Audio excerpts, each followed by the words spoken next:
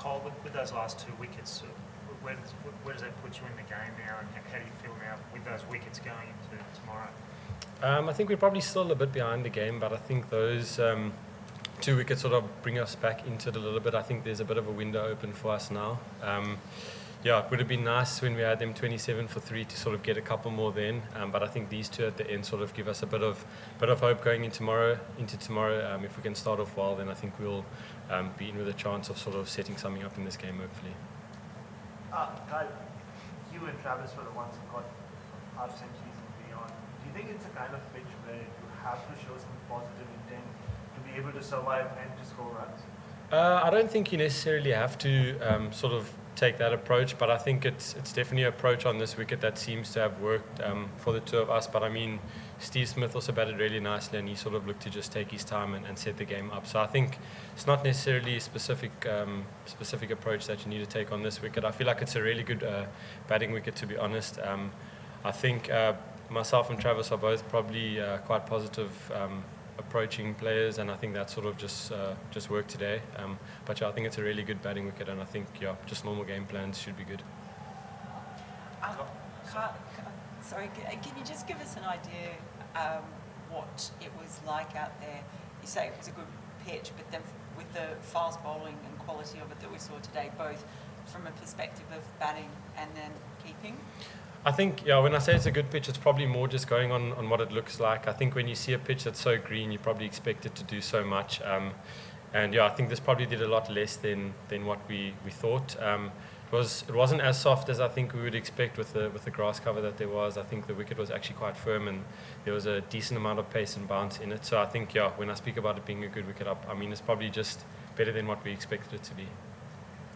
Cole, just the very first ball that Kagiso bowled today to Dave, like how nice was that moment for you guys, and with a player like Dave, can that kind of set a tone for the series?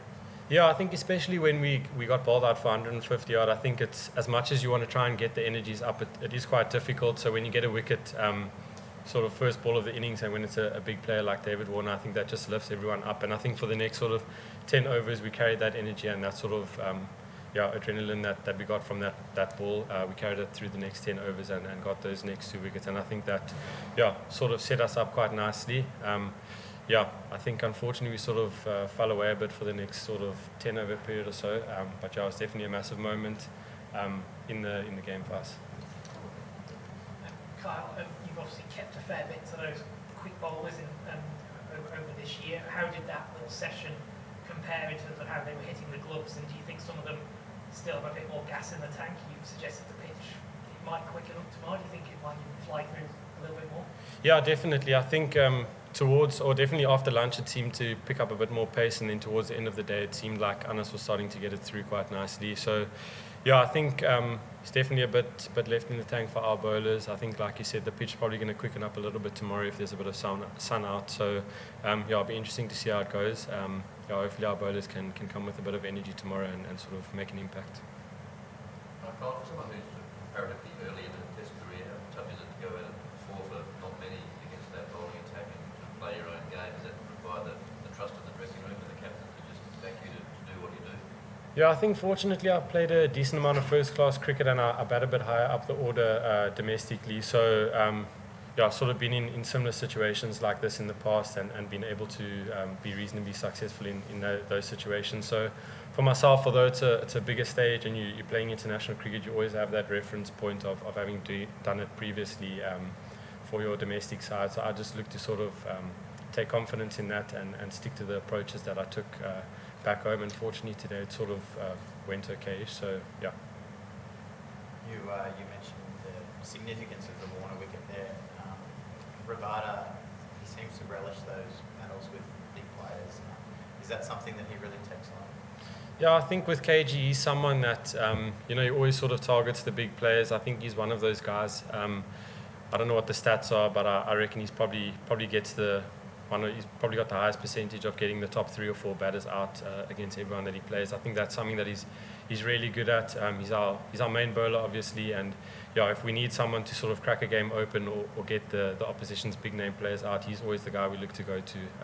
Something that he loves doing, and he does it really, really well. Kyle, there obviously has been a fair bit of discussion about the batting and collapses that have happened sort of in recent times. So what was sort of the feeling when you come off after an innings like that as a team, knowing that you probably haven't quite put the runs on the board that you would like to in the first innings? I think the initial feeling is probably a bit of disappointment, but then you sort of look around in the change room at our 4 quicks and our spinner that you have, and I think everyone sort of gets excited again and thinks, oh, well, we've got 150 on the board, that might actually be enough with what we've got in the change room. So I think that's sort of the space that we're in at the moment. That's the approach we're looking to take. Obviously, as batters, we need to be better, but I think with our bowling lineup that we have, I think, to be honest, any score that we get, there's a bit of belief that our bowlers can do a job with what's on the board.